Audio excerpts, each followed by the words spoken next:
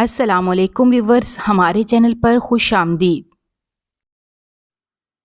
میں کسی سے بھی نہیں ڈرتی اور شاہزین سے تو بالکل بھی نہیں ڈرتی۔ مجھے اس کا کوئی خوف نہیں ہے۔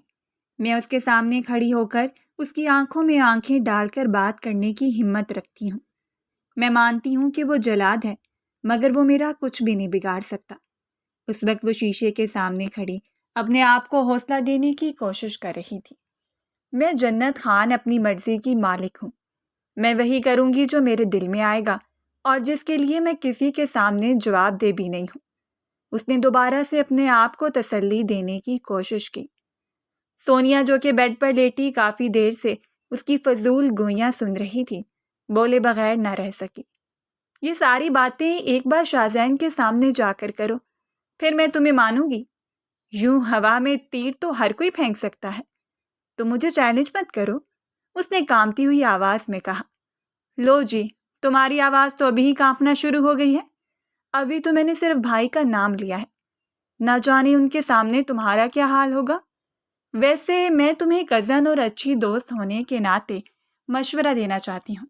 باز آ جاؤ، اکیلے ہائکنگ پر جانے کے بارے میں سوچنا بھی مت، ورنہ جو حال تمہارا شاہزین کرے گا تم بہت زیادہ پچھتاؤ گی۔ دیکھو، تم مجھے ڈراؤ نہیں۔ کل ہی تو تم مجھے کہہ رہی تھی کہ ہمیں اپنی زندگی اپنی مرضی کے مطابق جینی چاہیے۔ میں ابھی بھی اس چیز سے انکار نہیں کر رہی ہوں، لیکن بعض اوقات لڑکیوں کو تھوڑا سا کمپرومائز کرنا پڑتا ہے۔ اس وجہ سے نہیں کہ وہ لڑکیاں ہیں، اس وجہ سے کہ ان کی عزت بہت نازک ہوتی ہے۔ تم شادی کے بعد شاہزین کے ساتھ ہائکنگ پر چلی جانا، تم پاگل تو نہیں ہو گئی ہو؟ میرا تو دل ہے کہ شادی بھی 3-4 سالوں کے لیے پوسٹ پون کروا دوں۔ ہاں، جیسے دادا جان تمہارے کہنے پر ہی بیٹھے ہوئے ہیں، تم کہو گی اور وہ شادی آگے بڑھا دیں گے۔ مت بھولو کہ 2 مہینوں کے اندر اندر ہی تمہاری رخصتی ہو جائے گی۔ وہ صوفے پر ہی بیٹھ گئی تھی اور اپنے ناخن دانتوں میں چبانے لگی تھی۔ فضول حرکتیں چھوڑ دو، سونیا نے چڑھتے ہوئے کہا۔ تم کیا اس معاملے میں میرا ساتھ نہیں دے سکتی ہو؟ وہ تیزی سے اس کے پاس گئی اور اس کے ہاتھ پکڑ کر پرجوش انداز میں کہنے لگی۔ بالکل بھی نہیں، اس معاملے میں میں تمہاری کوئی بھی مدد نہیں کر سکتی ہوں۔ تم آخر میں سب کچھ مجھ پر ڈال دیتی ہو اور خود خاموشی سے سائڈ پر ہو جاتی ہو۔ میں نے ایک بات اور بھی نوٹ کی ہے، شاہزین صاحب اکثر ہی تمہیں چھوٹ دے دیتے ہیں، اور مجھے لگتا ہے کہ تم اسی چھوٹ کا ہی کھلا فائدہ اٹھا رہی ہو۔ نہیں، وعدہ کرتی ہوں کہ اس بار تم پر کوئی بھی الزام نہیں آئے گا۔ تم میرا یقین کرو، میں تمہیں زیادہ تنگ بھی نہیں کروں گی۔ تمہیں بس کل صبح مجھے کسی طریقے سے شاہزین کی نظروں سے بچائے بغیر اس حویلی سے باہر نکالنا ہے۔ بیٹا جی، کل آپ کا ورکنگ ڈے ہے اور آپ نے یونیورسٹی جانا ہے۔ یہی تو میں تمہیں کہہ رہی ہوں کہ میں یونیورسٹی جانے کی بجائے ہائکنگ پر چلی جاؤں گی، اور تم شاہزین صاحب کو بتا دینا کہ میری طبیعت ٹھیک نہیں ہے اور میں اپنے کمرے میں سو رہی ہوں۔ تم بھی پلیز یونیورسٹی نہ جاؤ اور میرے لیے چھوٹی سی قربانی دے دو۔ اچھا، اور مجھے اس کے بدلے میں کیا ملے گا؟ سونیا اپنی لالچی طبیعت سے مجبور ہو کر پوچھے بغیر نہ رہ سکی۔ وہ چھوٹی چھوٹی آنکھیں کر کے اس کو گھورنے لگی۔ کیا تم نے کبھی کوئی کام بغیر مطلب کے کیا ہے؟ بالکل بھی نہیں، اور یہ سب کچھ میں نے تم سے ہی سیکھا ہے، میری پیاری کزن۔ وہ اس کے موٹے گالوں کو کھینچتے ہوئے بولی۔ جنت خان کرا کے رہ گئی تھی۔ تمہیں کیا چاہیے؟ مجھے عاطف اسلم کے کنسرٹ کا ٹکٹ چاہیے، مگر وہ تو شارٹ ہو چکے ہیں۔ مجھے نہیں پتا، کسی سے بھی لے کر دو، اس نے اپنے بال ہوا میں لہراتے ہوئے کہا اور واش روم میں فریش ہونے کے لیے چلے گی، جبکہ جنت ایک نہیں پریشانی میں مبتلا ہو گئی تھی۔ اس نے موبائل اٹھایا اور جلدی سے ہادی کو کال ملائی۔ یار، تم سے ایک چھوٹا سا کام تھا۔ چھوٹے کام کے 10,000 ہیں اور بڑے کام کے 20,000۔ دوسری طرف سے اس کی منحوس آواز سنائی تھی تو وہ دانت پیس کر رہ گئی۔ پتہ نہیں کن لالچی لوگوں میں پھنس گئی ہوں۔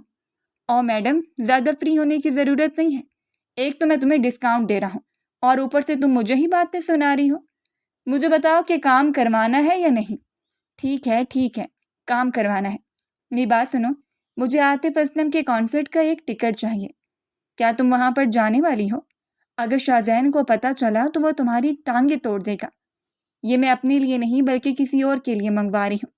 میری ایک دوست ہے، اس کو وہاں پر جانا ہے۔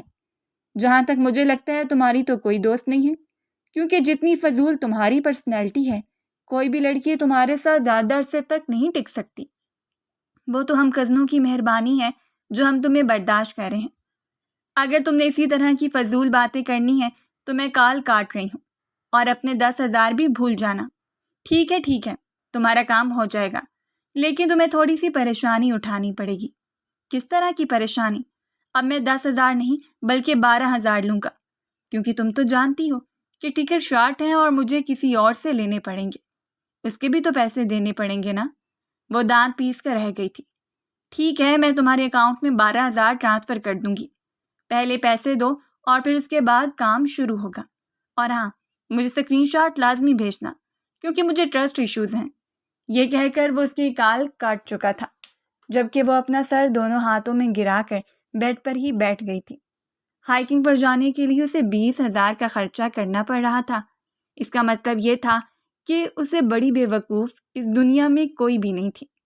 لیکن ایک بار اس نے اپنے دادا جان سے ہی یہ بات سنی تھی کہ شوق کی کوئی قیمت نہیں ہوتی ہے۔ رات تقریباً 11 بجے کا وقت تھا۔ سب کزنس لان میں بیڈمنٹن کھیل رہے تھے جب اسے اپنے نام کی پکار سنائی دی۔ نگاہیں اٹھا کر دیکھا تو سامنے ہی وہ دشمن جان کھڑا تھا۔ اس کا حلق تک کروا ہو گیا۔ اس کا دل کر رہا تھا کہ وہ یہاں سے کہیں غائب ہو جائے۔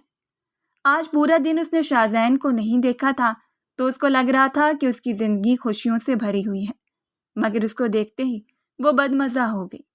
ایسا نہیں تھا کہ وہ اسے نفرت کرتی تھی، بلکہ وہ خاموش سی بہت زیادہ خبراتی تھی۔ شاذین بار بار ہی اپنا کوئی نہ کوئی کام اس کے ذمہ لگا دیتا تھا اور پھر اپنی نگرانی میں کرواتا تھا۔ اگر وہ انکار کرتی تھی تو ڈانٹ سننے کو ملتی تھی۔ لو جی، آپ کا بلاوا تو آ گیا ہے محترمہ، اب آپ یہاں سے جائیے۔ ہادی نے اس کے ہاتھ سے ٹکٹ لیتے ہوئے کہا۔ اس کو اتنے ٹرسٹ ایشوز تھے کہ وہ خود ہی کیش میں پیسے لینے کے لیے آ گیا تھا۔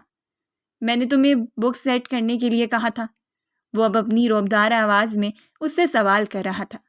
میری طبیعت خراب تھی، اس نے کھانستے ہوئے کہا، جس کی وجہ سے پورا دن کمرے سے باہر نہیں نکلی۔ یہ کہہ کر اس نے اپنی گردن جھکا دی تھی۔ اب تمہاری طبیعت کیسی ہے؟ اب تو بالکل فٹ ہوں۔ تو چلو میری بک سیٹ کر دو۔ مگر یہاں پر اتنے زیادہ ملازمہ ہیں، آپ انہیں کیوں نہیں کہتے ہیں؟ کیا میں نے تم سے مشورہ مانگا ہے؟ وہ اپنی جگہ پر رک کر اس کو گھورتے ہوئے بولا۔ نہیں، میں تو بس یوں ہی آپ کو کہہ رہی تھی، جب تک تمہیں اجازت نہ دوں تب تک اپنی زبان نہ چلایا کرو۔ خڑوس انسان، مجھے تمہاری آواز آ رہی ہے، میں بہرا نہیں ہوں۔ میں نے بھی اسی لیے کہا ہے کہ آپ کو سنائی دے دے۔ بے ساختہ اس کے منہ سے پھسلا۔ جلدی اس نے خوف سے اپنی آنکھیں بند کر لیں اور زبان دانتوں میں دبا لی۔ پہلی بار شاذین کے لبوں پر ہلکی سی مسکراہٹ آئی تھی، لیکن وہ فوراً ہی غائب ہو گئی تھی۔ تمہاری زبان کچھ زیادہ ہی چلنے لگی ہے، مجھے اس کا بندوبست کرنا ہی پڑے گا۔ آئی ایم سوری، غلطی ہو گئی ہے، وعدہ کرتی ہوں کہ دوبارہ ایسا نہیں کروں گی۔ جلدی سے اس نے معذرت کی، کہیں ایسا نہ ہو کہ اس کی ماما کو اطلاع مل جائے، اور اس کی ماما ایسی تھی جو اس کی عمر کا بھی لحاظ نہیں کرتی تھی۔ جہاں پر وہ غلطی کرتی تھی تو فوراً ہی جوتا اٹھا کر اس کو دھو کے رکھ دیتی تھی۔ وہ اکثر ہی کہتی تھی کہ اماں اب کچھ تو لحاظ کر لیں، میں بڑی ہو گئی ہوں، اور آگے سے اسے ڈانٹ سننے کو ملتی تھی کہ کیا فائدہ تمہارے 18 سال کے ہونے کا، دماغ ابھی بھی تمہارا گھٹنوں میں ہی ہے۔ وہ اس کے ساتھ اسٹڈی روم میں داخل ہوئی تو بے ساختہ اس کے منہ سے واو نکلا۔ یہ کتابیں کتنی خوبصورت لگ رہی ہیں، میں آپ کو کہتی ہوں کہ اسے ایسے ہی رہنے دیجیے۔ دیکھیں تو، مجھے زیادہ گھمانے کی کوشش مت کرو۔ جلدی سے اٹھو اور ان کتابوں کے نمبرز کے مطابق ان کو سیٹ کرو۔ یہ کہہ کر وہ خود صوفے پر بیٹھ گیا تھا اور اپنا موبائل چیک کرنے لگا تھا۔ کس قدر ظالم انسان ہے، خود آرام سے موبائل چلا رہے ہیں اور مجھے کام پر لگایا ہوا ہے۔ آپ نے مجھے کہا تھا کہ آپ مجھے 50,000 دیں گے۔ اچانک ہی اسے چھوٹی سی لڑکی کی آواز سنائی تھی۔ وہ ابرو اٹھا کر اس کے چہرے کو دیکھنے لگا۔ اور یہ 50,000 کی خوشی میں؟ جہاں تک تمہارے رزلٹ کا سوال ہے تو تم سارے سبجیکٹس میں ہی فیل ہو چکی ہو، صرف کمپلسری سبجیکٹس میں پاس ہوئی ہو، وہ بھی بمشکل پاسنگ مارکس آئے ہیں۔ آپ جانتے تھے کہ تب میں کتنی بیمار تھی، اور وہ بھی آپ کی اپنی غلطی کی وجہ سے ہوا تھا۔ آپ نے درخت پر چڑھنے کی ناکام کوشش کی تھی اور پھر پاؤں پھسلنے کی وجہ سے زمین پر گر گئی تھی۔ آپ کا بایاں بازو ٹوٹا تھا۔ مگر اس کے باوجود آپ لکھنے کے قابل تھی، لیکن آپ نے اس ٹوٹے ہوئے بازو کو اتنا سر پر چڑھا لیا کہ بیمار ہی پڑ گئی۔ وہ اس کو یاد کرواتے ہوئے بولا۔ اس کو سمجھ نہیں آ رہی تھی کہ کہاں پر جا کر اپنا منہ چھپائے۔ جو بھی تھا، مگر میری حالت خراب تھی۔ آپ تو بالکل ٹھیک ہیں، تو جلدی سے اپنا کام مکمل کریں۔ لیکن آپ نے مجھے 50,000 دینے کا وعدہ کیا تھا۔ آپ نے جو پچھلے ہفتے میری موٹر بائیک خراب کی تھی، وہ 50,000 اس میں خرچ ہو گئے ہیں۔ اطمینان سے جواب دے کر اس نے اپنی کتاب کھولی تھی۔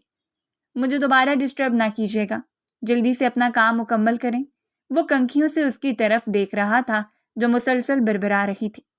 وہ 100% یقین سے یہ بات کہہ سکتا تھا کہ وہ دل ہی دل میں اس کو گالیاں دے رہی ہیں، مگر اس میں اتنی ہمت نہیں تھی کہ وہ کھل کر بول سکتی۔ اچانک ہی اسے یاد آیا کہ اس کے دوست نے اس کو ایک بک کا ریویو کرنے کے لیے دیا تھا، اور پھر اس کو اسی بک پر ایک آرٹیکل لکھنا تھا جو کہ اس کے بزنس سے ریلیٹڈ کافی امپورٹنٹ تھا، اور ایک بار وہ آرٹیکل پبلش ہو جاتا تو اس کی کمپنی کافی حد تک پروموٹ ہو سکتی تھی۔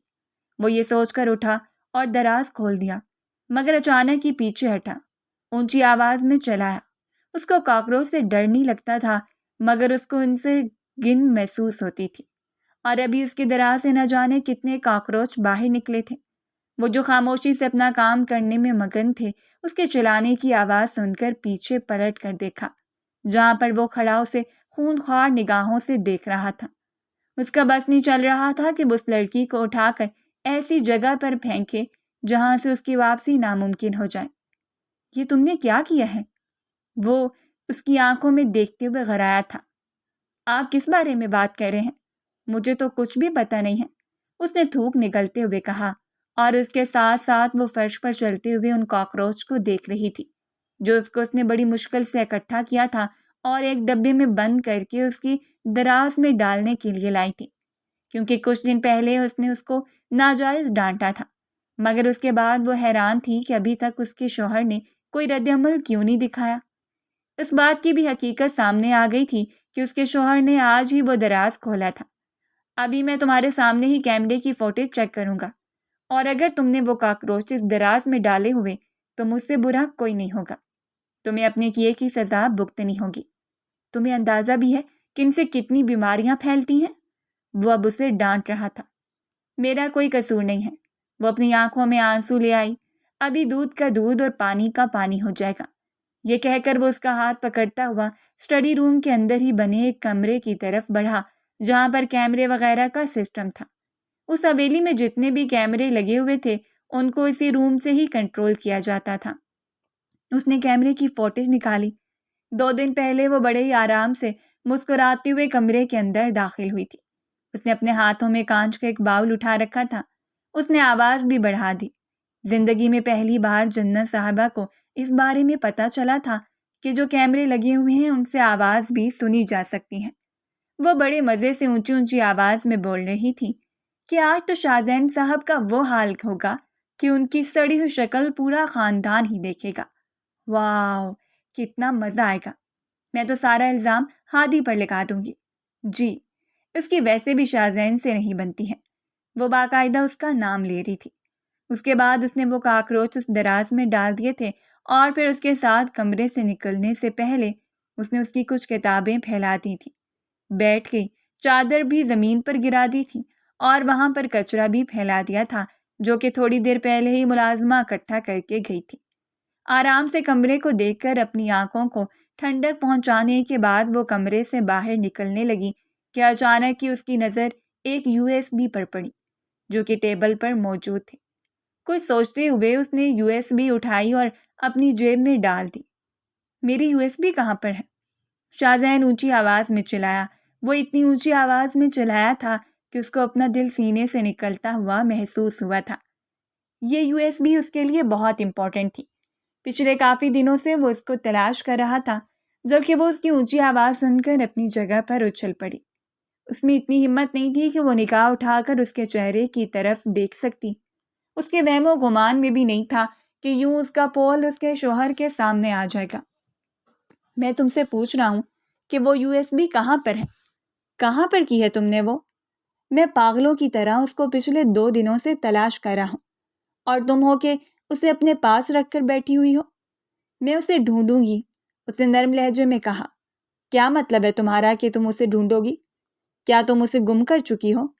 اس نے اس کا بازو پکڑ کر ایک دم سے جھٹکا تو وہ ذرا سی پیچھے کی طرف ہٹی۔ اس کی آنکھوں میں پانی تیرنے لگا تھا، مگر شاہزین کو اب اس کے آنسوؤں کی کوئی فکر نہیں تھی، کیونکہ اب اس کی شرارتیں بھی حد سے تجاوز کرتی جا رہی تھیں۔ وہ جتنا اس کو سمجھاتا تھا وہ اتنا ہی اس کے سر پر چڑھ کر ناچنے کی کوشش کرتی تھی۔ ابھی اور اسی وقت اپنے کمرے میں جاؤ اور وہ USB ڈھونڈ کر لاؤ، پھر اس کے بعد تمہیں تمہاری سزا دی جائے گی۔ اس نے اسے کمرے سے نکلنے کے لیے کہا تو وہ منمناتے ہوئے کہنے لگی، مجھے لگتا ہے کہ وہ USB میں نے گم کر دی ہے۔ اگر وہ گم ہوئی تو میں تمہیں بھی اس دنیا سے گم کر دوں گا۔ تمہیں میری ایک بات سمجھ میں آ رہی ہے؟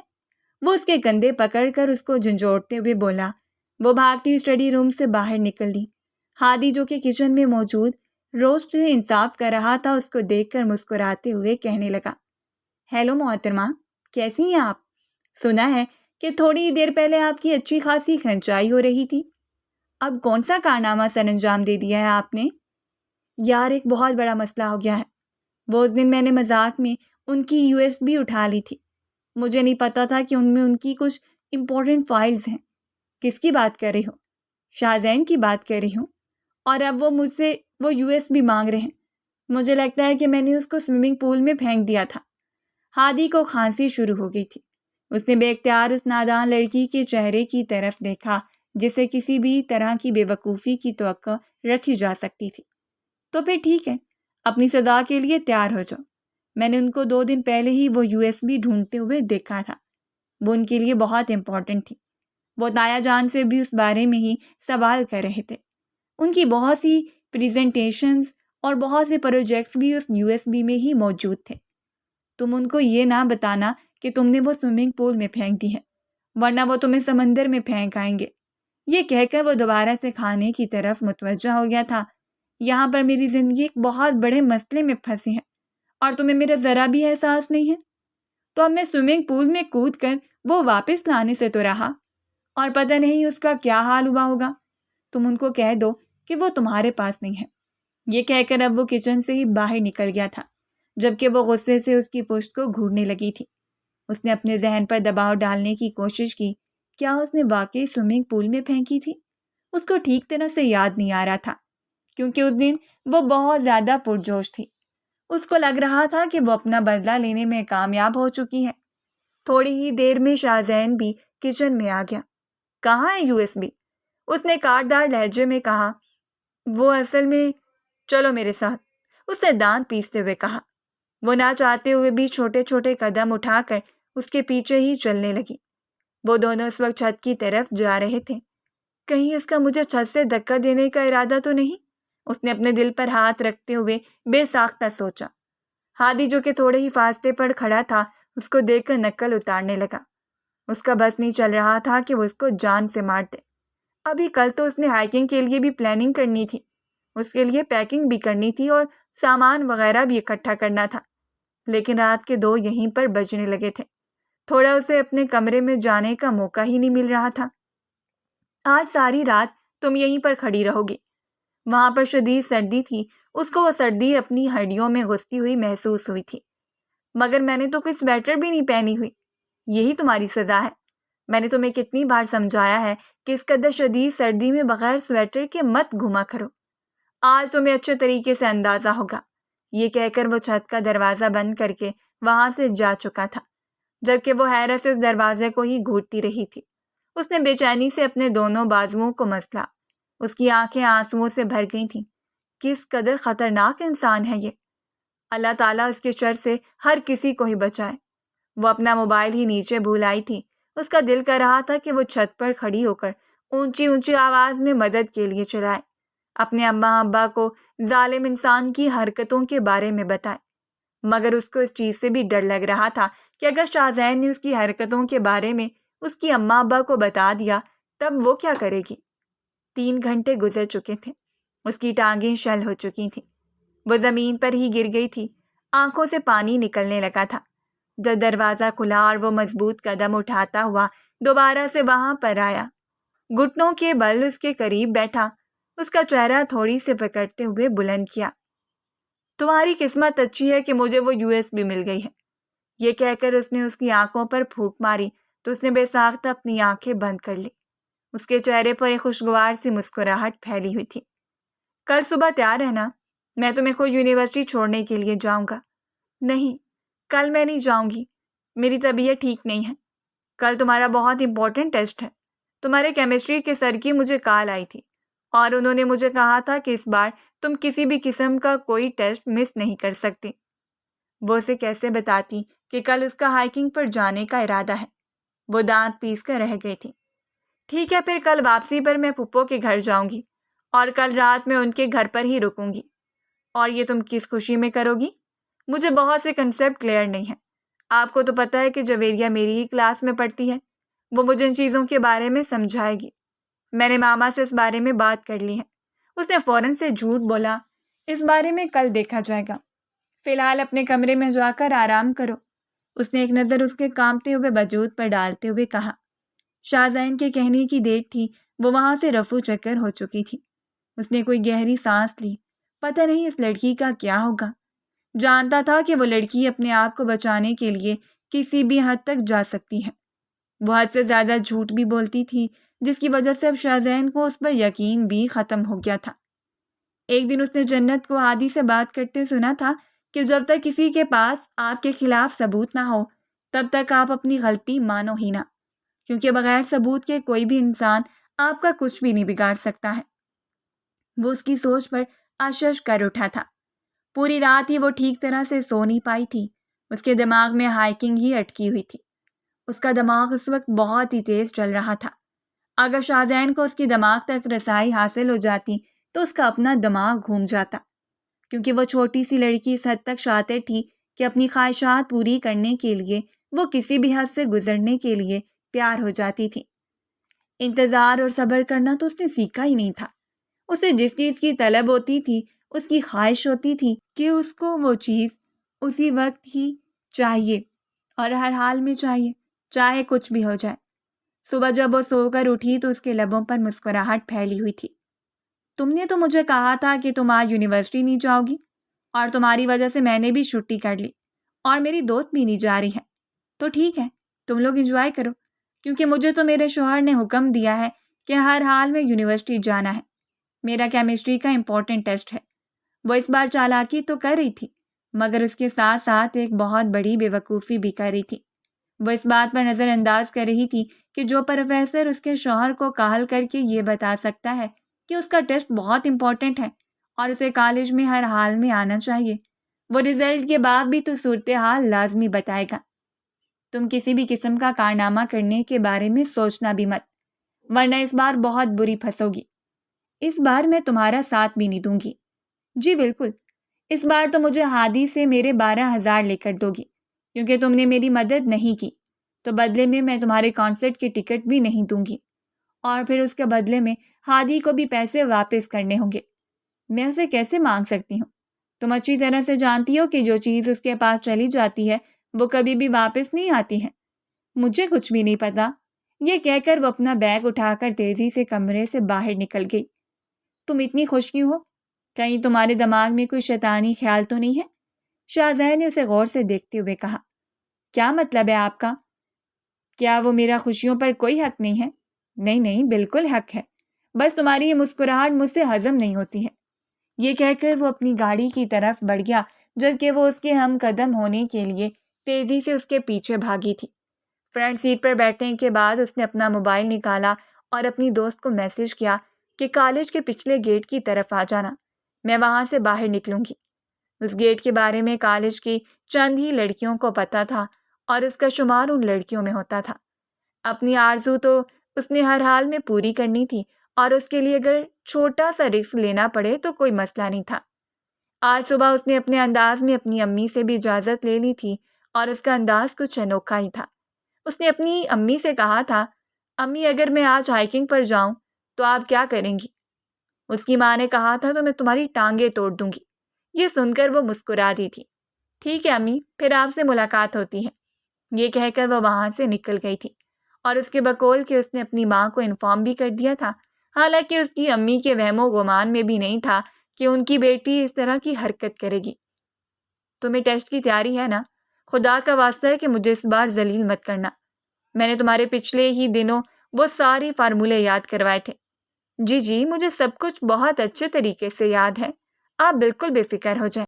اس بار تو میں پورے مارکس لوں گی، اس نے آنکھیں ٹمٹماتے ہوئے کہا اور تیزی سے کالج کے اندر داخل ہو گئی۔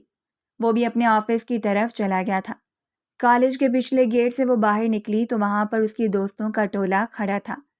یار قسم سے میں بہت زیادہ ایکسائٹیڈ ہوں۔ ہم بھی بہت ایکسائٹیڈ ہیں، بس جلدی سے اب چلو، پہلے ہی بہت لیٹ ہو گئے ہیں۔ لوگ صبح 6 بجے نکلتے ہیں تاکہ وہاں پر ٹائم پر پہنچ جائیں، اور ہمیں تو نکلتے ہوئے بھی 8 ہو گئے ہیں۔ کوئی مسئلہ نہیں ہے، سردیاں ہیں، گرمیاں ہوتی تو زیادہ پریشانی ہوتی۔ اس نے فوراً سے ان کو تسلی دی، اور اس وقت وہ لوگ گاڑی میں بیٹھے اونچی اونچی آواز میں گانے لگا کر انجوائے کر رہے تھے۔ یار تمہارے اس خروس کزن کا کیا حال ہے؟ کیا ابھی بھی وہ تم پر سختی کرتا ہے یا پھر؟ یار اس کو چھوڑ دو، فی الحال اس کا ذکر کر کے میرا موڈ خراب نہ کرو، اس نے منہ بناتے ہوئے کہا۔ کچھ تو شرم کر جاؤ، وہ تمہارا شوہر ہے۔ دوسری سہیلی نے اسے شرم دلانے کی کوشش کی۔ ابھی ہم دونوں کا صرف نکاح ہوا ہے، اب تک ہم دونوں کی رخصتی نہیں ہوئی ہے، اور جب تک ہم دونوں کی رخصتی نہیں ہوگی تب تک وہ میرا شوہر نہیں بنے گا۔ تم نے کیا اس کو بتایا ہے؟ پاگل تو نہیں ہو گئی؟ وہ میں اس کو کیسے بتا سکتی ہوں؟ وہ تو مجھے حویلی سے ہی باہر نکلنے کی اجازت نہ دیتا۔ اچھا یار، ہمیں یہ تو بتاؤ کہ تمہارا اس کے ساتھ نکاح کیسے ہو گیا تھا؟ جب بھی ہم تم سے پوچھتے ہیں تم ہماری باتوں کو ٹال دیتی ہو۔ اس نے اپنے لبوں پر سو کے تاثرات سجا لیے۔ بس یار، گھر کے بڑوں کی وجہ سے مجبور ہو گئی تھی۔ تمہیں تو پتہ ہے کہ میری امی اس کو کتنا زیادہ پسند کرتی ہیں، ہر وقت ہی اس کا نام لیتی رہتی ہیں۔ قسم سے کبھی کبھار تو مجھے اسے جیلسی ہونے لگتی ہے۔ سب لوگوں کو ہی اس کی مثالیں دی جاتی ہیں، ہم کزنوں کو بھی مجال ہے جو ایک لمحے کے لیے بھی سکون کا سانس نصیب ہوا ہو۔ تو تم کزنوں کو کس نے مشورہ دیا کہ تم لوگ الٹے کام کیا کرو؟ ہم الٹے کام نہیں کرتے، بلکہ ہو جاتے ہیں۔ اس سے پہلے کہ مزید کچھ کہتی، گاڑی دوسری گاڑی سے جا کر ٹکرا گئی تھی۔ ان سب لڑکیوں کا منہ حیرت سے کھلا رہ گیا تھا۔ ان کے وہم و گمان میں بھی نہیں تھا کہ یہ سب کچھ ہو جائے گا۔ یار گاڑی جلدی سے بھگاؤ، ورنہ وہ شخص ہمارے پیچھے پڑ جائے گا۔ فرنٹ سیٹ پر بیٹھی ہوئی نورین کو عائشہ نے کہا کہ وہ بے چینی سے اس کے چہرے کو دیکھنے لگی۔ وہ سڑک کے درمیان کھڑا ہے، میں کیسے نکل سکتی ہوں؟ وہ لوگ آپس میں بحث کر رہے تھے کہ گاڑی سے وہ شخص اترا اور مضبوط قدم اٹھاتا ہوا ان کی طرف بڑھا۔ اس شخص کے چہرے کی طرف دیکھ کر جنت کو یوں محسوس ہوا تھا جیسے اس کے قدموں کے نیچے سے زمین نکل گئی ہے، کیونکہ وہ کوئی اور نہیں بلکہ شاہزین تھا۔ وہ بھی اس چھوٹی سی لڑکی کو پہچان چکا تھا۔ اس نے اپنی مٹھی غصے سے بھینچ لی۔ فرنٹ سیٹ پر بیٹھی ہوئی لڑکی کو اس نے کچھ بھی نہیں کہا تھا، بلکہ پچھلی سیٹ کا دروازہ کھول کر وہ اس کا بازو پکڑ کر اسے گھسیٹتا ہوا اپنی گاڑی میں لے کر گیا تھا۔ لو جی، اس کی تو شامت آ ہی گئی ہے، بیچاری کی تو قسمت ہی خراب ہے۔ کیا کچھ نہیں سوچا تھا ہم نے کہ کتنا انجوائے کریں گے، اور دیکھو کیسے دوبارہ سے اپنے شوہر کے ہتھے چڑھ گئی۔ اس کے ساتھ ہمیشہ ہی بیڈ لک ہو جاتی ہے، جو خوابوں میں بھی نہیں سوچ سکتی تھی بس حقیقت میں ہو جاتا تھا۔ ابھی بھی وہ اس کے روبرو کھڑی تھی۔ میرے پاس الفاظ نہیں ہیں، شاہزین نے اپنا غصہ پیتے ہوئے کہا، ورنہ اس کا بس نہیں چل رہا تھا کہ وہ ہر چیز تہس نہس کر دے۔ آج کے بعد تم کالج نہیں جاؤ گی، بلکہ گھر میں ہی بیٹھ کر اسٹڈی کرو گی۔ اس کا صرف یہی حل تھا۔ آپ ایسا کیسے کر سکتے ہیں؟ کیا ابھی بھی تم یہ بات کر رہی ہو؟ وہ اتنی زور سے چلایا تھا کہ اس نے بے ساختہ خوف سے اپنی آنکھیں بند کر لی تھیں۔ بیٹھو گاڑی میں، تمہیں حویلی لے کر چلتا ہوں اور تمہاری ماں کو تمہارے کرتوتوں کے بارے میں بتاتا ہوں۔ پلیز ایسا کچھ بھی مت کریں۔ وہ جلدی سے اس کے سامنے کھڑی ہو گئی اور اپنی چھوٹے چھوٹے ہاتھ سے جوڑ دی۔ میں وعدہ کرتی ہوں کہ دوبارہ اس طرح کی غلطی نہیں کروں گی، پلیز ایسا مت کریں، اس نے آنکھیں ٹمٹماتے ہوئے کہا۔ اسے سمجھ نہیں آ رہا تھا کہ وہ اس جلاد کو کیسے راضی کرے، حالانکہ اس بار جو اس نے غلطی کی تھی وہ ہرگز بھی قابل معافی نہیں تھی۔ تم آج کے بعد کالج نہیں جاؤ گی اور اپنے کمرے میں بند رہو گی۔ اس وقت تک اپنے کمرے سے باہر نہیں نکلو گی جب تک میں تمہیں اجازت نہ دوں، اور جس نے تم نے میرے حکم کی خلاف ورزی کی اس دن ہی سب حویلی والوں کو اکٹھا کر کے میں تمہارے کرتوتوں کے بارے میں بتا دوں گا کہ تم کالج کے بہانے اپنے دوستوں کے ساتھ آوارہ گردی کرنے کے لیے نکل جاتی تھی۔ میں قسم اٹھا کر کہتی ہوں کہ یہ زندگی میں پہلی بار ہوا ہے اور پہلی بار میں ہی پکڑی گئی۔ آخری بات اس نے آہستہ آواز میں کہی۔ وہ اسے دوبارہ سے حویلی واپس لے آیا تھا۔ جب وہ کمرے کے اندر داخل ہوئی تو اس نے چھوٹے بچوں کی طرح اونچی اونچی آواز میں رونا شروع کر دیا تھا۔ سونیا اس کو دیکھ کر بری طرح سے بکھلا گئی تھی۔ ارے کیا ہو گیا ہے؟ تم تو کالج گئی تھی اور تمہارا ٹیسٹ تھا۔ قسمت خراب ہو گئی ہے میری، ستارے گردش کر رہے ہیں، جو بھی کام کرتی ہوں الٹا ہو جاتا ہے۔ اور پھر اس نے اسے اپنے اوپر بیتی ہوئی داستان سنا دی۔ وہ اونچی اونچی آواز میں ہنسنے لگی، اتنا ہنسی کہ اس کی آنکھوں سے پانی نکلنے لگا تھا۔ یہاں پر میری زندگی خراب ہو گئی ہے اور تم ہنس رہی ہو؟ یار قسم سے تمہارے ساتھ بہت ہی برا ہوا ہے، مجھے ہرگز بھی امید نہیں تھی۔ یہ کہہ کر وہ پھر سے ہنسنے لگی تھی۔ اس کے پیٹ میں درد ہونے لگا تھا مگر اس کی ہنسی کنٹرول نہیں ہو رہی تھی۔ مطلب اب تم حویلی میں ہی رہو گی اور تمہارا حویلی سے نکلنا بھی بند ہو گیا ہے؟ قسم سے تمہارے ساتھ بالکل ٹھیک ہوا ہے، جتنی تم شرارتیں کرتی ہو تمہارے ساتھ ایسا ہی ہونا چاہیے تھا۔ رات کا وقت تھا، سب کزن محفل جما کر بیٹھے ہوئے تھے جبکہ اس کا منہ بنا ہوا تھا۔ اچانک ہادی اس کا مذاق اڑاتے ہوئے کہنے لگا، تم تو اپنے صاحب سے اتنا ڈرتی ہو کہ اس کے سامنے آواز تک نہیں نکلتی۔ میں کسی سے بھی نہیں ڈرتی، وہ پرجوش انداز میں بولی۔ اسی وقت شاہزین آیا، ان سب لوگوں کو ڈانٹ کر وہاں سے نکال دیا تھا کیونکہ وہ لاؤنج میں بیٹھ کر شور کر رہے تھے اور وہ اندر بیٹھا اپنے آفس کا کام کر رہا تھا۔ لو جی، تمہاری تو کوئی عزت ہی نہیں ہے، کیسے اس نے تمہیں نکال دیا؟ تم تو اسے کوئی سوال ہی نہیں کر سکتی ہو۔ ہادی نے پھر سے اسے جوش دلانے کی کوشش کی، باقی کزن بھی اس کی ہاں میں ہاں ملا رہے تھے۔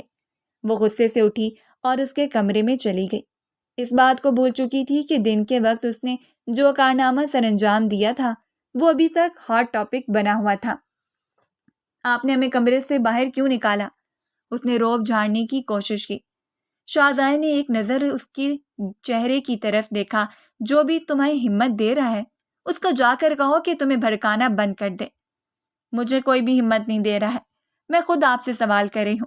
اب کی بار وہ اس کی طرف پلٹا۔ آج تو تم نے مجھ سے اس لہجے میں بات کر لی ہے، لیکن دوبارہ کبھی اس انداز میں بات کی تو زبان گدی سے کھینچ لوں گا۔ اس کی آنکھوں میں آنسو آ گئے تھے، نہ جانے کیوں آج وہ بہت زیادہ جذباتی ہو گئی تھی۔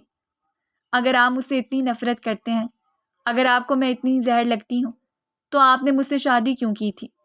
کیونکہ میرا دماغ خراب ہو گیا تھا، گھر والوں کی باتوں میں آ گیا تھا، ورنہ مجھے بھی تمہاری ذات میں کوئی دلچسپی نہیں ہے۔ اس نے لاپرواہی کا اظہار کرتے ہوئے کہا۔ وہ صدمے سے اس کے چہرے کو دیکھنے لگی تھی۔ کیا آپ کو مجھ سے واقعی کوئی دلچسپی نہیں ہے؟ آج وہ بہت زیادہ غمگین تھی کیونکہ شام کے وقت سونیا نے اسے اپنے منگیتر کے دیے ہوئے تحفے دکھائے تھے اور وہ سوچ رہی تھی کہ جب سے اس کا نکاح ہوا تھا شاہزادے نے اسے کوئی بھی چیز لے کر نہیں دی تھی اور نہ ہی وہ اسے گھمانے کے لیے لے کر گیا تھا۔ وہ بس اسے باتیں ہی سناتا رہتا تھا یا پھر اپنے آفس کے کاموں میں ہی بزی رہتا تھا۔ وہ ٹوٹے ہوئے دل کے ساتھ اس کمرے سے باہر نکلی اور پھر اس دن کے بعد وہ کافی خاموش رہنے لگی تھی۔ وہ کسی سے بات وغیرہ بھی نہیں کرتی تھی، اس کی ساری شرارتیں بھی ختم ہو گئی تھیں۔ یہ بات شاہزین شدت سے نوٹ کر رہا تھا۔ ایک دن اس نے جنت سے پوچھا تو وہ سنجیدگی کا مظاہرہ کرتے ہوئے کہنے لگی، آپ کو اس سب سے کیا فرق پڑتا ہے؟ کون سا آپ کو میری ذات میں کوئی دلچسپی ہے؟ وہ اس کو ایٹیٹیوڈ دکھا رہی تھی۔ وہ بس اس کے چہرے کو گھور کر رہ گیا تھا۔ تمہیں یہ سب کچھ کس نے بتایا ہے؟ وہ اس کو گھورتے ہوئے بولا۔ مجھے دکھائی دیتا ہے، میں اندھی نہیں ہوں۔ واو، مجھے تو اس بارے میں پتہ ہی نہیں تھا۔ اس بات کو بھی اس نے اپنے دل پر لے لیا تھا۔ آج کل وہ کچھ زیادہ ہی دکھی اور اداس رہنے لگی تھی۔ کچھ اس کی پھپھو کی بیٹی کی مہربانی تھی جو ہر بار اس کے سامنے کپلز گولز کی باتیں کرتی رہتی تھی۔ وہ دیکھ رہی تھی کہ ان دنوں اس کی پھپھو کی بیٹی کچھ زیادہ ہی شاہزین کے ساتھ اٹھتی بیٹھتی ہے۔ اس نے اپنی ماں کو بھی بات کرتے ہوئے سنا تھا کہ شاہزین کو سمجھدار لڑکیاں پسند ہیں اور تم اپنی حرکتوں کی وجہ سے کسی دن اس کے دل سے اتر جاؤ گی۔ ایک دن جب وہ اپنے کمرے میں جا رہی تھی تو اسے اپنی پھپھو کی بیٹی کی آواز سنائی دی تھی۔ اس نے پلٹ کر دیکھا، اس کا حلق تک کروا ہو گیا تھا، اس کے ماتھے پر بل پڑ گئے تھے۔ بس نہیں چل رہا تھا کہ اس کے بال کھینچ کر اس کو گنجا کر دے۔ آج میں شاہزین کے ساتھ گھومنے کے لیے گئی تھی، اس نے آنکھیں ٹمٹماتے ہوئے کہا۔ تو مجھے کس خوشی میں بتا رہی ہو؟ مجھے حیرت ہوتی ہے کہ وہ تمہیں اپنے ساتھ لے کر کیوں نہیں جاتا۔ میں نے تو سنا تھا کہ اس نے تم سے اپنی مرضی سے نکاح کیا ہے، مگر مجھے اندازہ ہو رہا ہے کہ اسے تمہاری ذات میں کوئی بھی دلچسپی نہیں ہے۔ جنت میں غصے سے اپنی مٹھی بھینچ لی۔ اس کے آنسو آنکھوں میں ٹھہر گئے تھے، جبکہ لب بھی ہولے ہولے کانپنے لگے تھے۔ جب وہ پلٹی تو اس نے دیکھا شاہزین وہاں پر ہی کھڑا تھا، اور وہ غصے سے اس کی پھپھو کی بیٹی کو گھور رہا تھا، مگر وہ اس کے پہلو سے نکلتی ہوئی اپنے کمرے میں چلی گئی۔ اگلے دن اس نے ایک نیا ڈرامہ لگایا ہوا تھا۔ اس نے حویلی والوں کے سامنے جا کر یہ اعلان کیا تھا کہ وہ شاہزین سے شادی نہیں کرے گی، اسے طلاق چاہیے۔ آمنہ بیگم غصے سے اپنی بیٹی کے کمرے میں گئیں اور اس کا بازو پکڑ کر جھٹکتے ہوئے کہنے لگیں، اب تم نے کون سا نیا تماشا لگایا ہے؟ تم ایک جگہ پر آرام سے سکون کیوں نہیں ہے؟ تمہیں اندازہ بھی ہے کہ دادا جان تمہاری وجہ سے کتنا پریشان ہو گئے اور میں کتنی پریشان ہوں؟ آپ کو اس بارے میں احساس ہے؟ وہ شخص مجھ سے محبت نہیں کرتا، وہ مجھ سے شدید نفرت کرتا ہے، ہر وقت مجھے ڈانٹتا رہتا ہے۔ آپ کو لگتا ہے کہ اس طرح کے انسان کے ساتھ زندگی گزر سکتی ہے؟ مذاق اپنی جگہ پر، مگر میرا اس انسان کے ساتھ کوئی گزارا نہیں ہے۔ تمہارا اسی سے نکاح ہو چکا ہے۔ پہلے میں سوچ رہی تھی کہ 2 مہینوں کے بعد تمہاری رخصتی کروں گی، مگر اب 2 ہفتوں کے بعد تمہاری رخصتی ہوگی۔ امی جان، اگر آپ نے ایسا کیا تو میں گھر سے بھاگ جاؤں گی۔ آمنہ بیگم کا ہاتھ اٹھا تھا اور اس کے چہرے پر نشان چھوڑ گیا تھا۔ دوبارہ اگر اس طرح کی بات اپنے منہ سے نکالی تو زبان گدی سے کھینچ لوں گی۔ اس طرح کا گھٹیا خیال تمہارے ذہن میں کیسے آ گیا؟ وہ اس کا منہ دبوچتے ہوئے کہنے لگی، اور پھر اس کو اپنے گلے سے لگا کر پھوٹ پھوٹ کر رونے لگی۔ وہ ان کی لاڈلی اور اکلوتی بیٹی تھی جس سے وہ بے تحاشا محبت کرتی تھی، مگر ان کو سمجھ نہیں آ رہا تھا کہ اس کو ایک دم سے کیا ہو گیا ہے۔ کیا شاہزین نے تمہیں کچھ کہا ہے؟ وہ کچھ کہتا نہیں ہے، اسی چیز کا تو مسئلہ ہے۔ اس نے دل ہی دل میں سوچا۔ نہیں، اس نے کچھ بھی نہیں کہا امی، خدا کا واسطہ ہے کہ مجھے سب خاندان والوں کے سامنے ذلیل مت کرنا۔ وہ اس کے سامنے ہاتھ جوڑتے ہوئے بولی تو وہ ان کے چہرے کو دیکھ کر رہ گئی تھی۔ معاف کیجیے گا اماں، میں ایسا نہیں کر سکتی۔ میں آپ کی خوشی کے لیے اپنی زندگی کی قربانی نہیں دوں گی۔ اس کو پتا تھا کہ گھر والے اس کی بات نہیں مانیں گے۔ اس کے پاس آخری ہی راستہ تھا کہ وہ رات کی خاموشی میں اس گھر سے فرار ہو جائے۔ جب اس نے اپنے ارادے کے بارے میں سونیا کو بتایا تو اس نے کچھ بھی نہیں کہا۔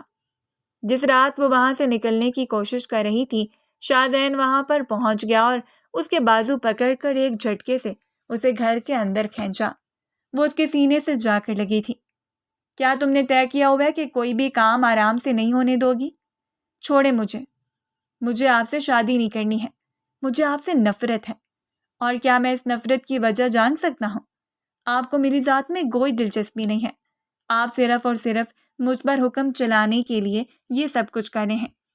شاہزادے نے گہری سانس لی اور اس کے چہرے کو اپنے ہاتھوں کے پیارے میں لیتے ہوئے کہا، اپنے چھوٹے سے ذہن پر اتنا زیادہ زور نہ ڈالا کرو۔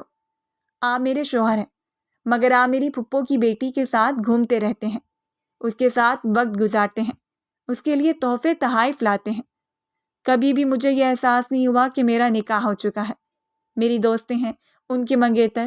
شاہزین کو منہ حال سے کھلے کا کھلا رہ گیا تھا۔ ہر دوسرے دن مجھ سے 50,000 مانگنے کون آتا تھا؟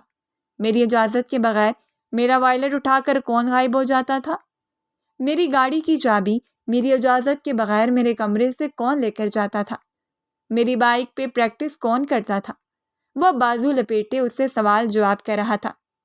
یہ سب تو میں زبردستی کرتی تھی، اور تمہیں لگتا ہے کہ اگر میں اجازت نہ دیتا تو تم زبردستی کر سکتی؟